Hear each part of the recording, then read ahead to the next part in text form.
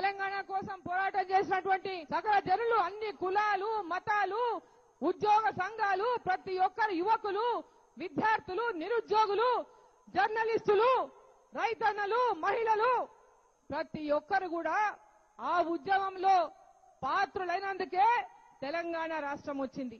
కానీ ఈరోజు అనుభవిస్తున్నదేమో తెలంగాణ రాష్ట్రంలో బంగారు తెలంగాణ మాట చెప్పి బంగారు తెలంగాణ కాదు కదా, అప్పుల తెలంగాణగా మార్చి ఈరోజు ఒకే ఒక కుటుంబం బంగారు కుటుంబంగా మారిపోయిన తెలంగాణలో ఆ బంగారు కుటుంబం ఎవరిది అంటే పసి పిల్లగాని అడిగినా చెప్తాడు అది కల్వకుంట్ల కుటుంబం మాత్రమే అని. కల్వకుంట్ల కుటుంబం తప్ప ఏ ఒక్కరికి న్యాయం జరగలేదు తెలంగాణ రాష్ట్రంలో. ఉద్యమ పోరాటంలో ముందుండి పోరాడిన ఈటెల రాజేందర్ గారి పరిస్థితి మనం ఈ రోజు చూసినాం. ఏం పరిస్థితి చేసిండో కేసీఆర్ గారు, ఎంత ఆత్మ గౌరవాన్ని అవమానించి ఏ విధంగా గెంటి వేసిండో మనం కళ్ళారా చూసినాం.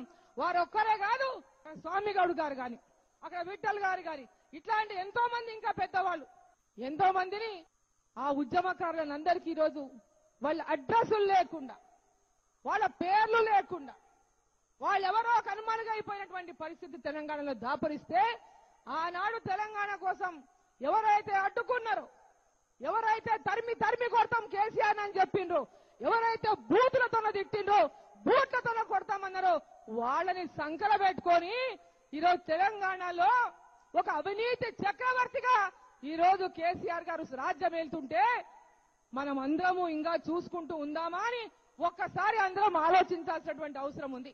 హాయ్ ఫ్రెండ్స్, మా టుడే టుమారో యూట్యూబ్ ఛానల్ చూస్తున్నందుకు చాలా థ్యాంక్స్. మరిన్ని లేటెస్ట్ వీడియోస్ కోసం వెంటనే సబ్స్క్రైబ్ చేయండి. అలాగే ఈ బెల్ ని కూడా రింగ్ చేసేయండి. మా నోటిఫికేషన్స్ అన్ని మీ మొబైల్లో వస్తాయి. అలాగే మా వీడియోస్ మీకు నచ్చితే లైక్ చేయండి, షేర్ చేయండి, నచ్చకపోతే కామెంట్ చేయండి.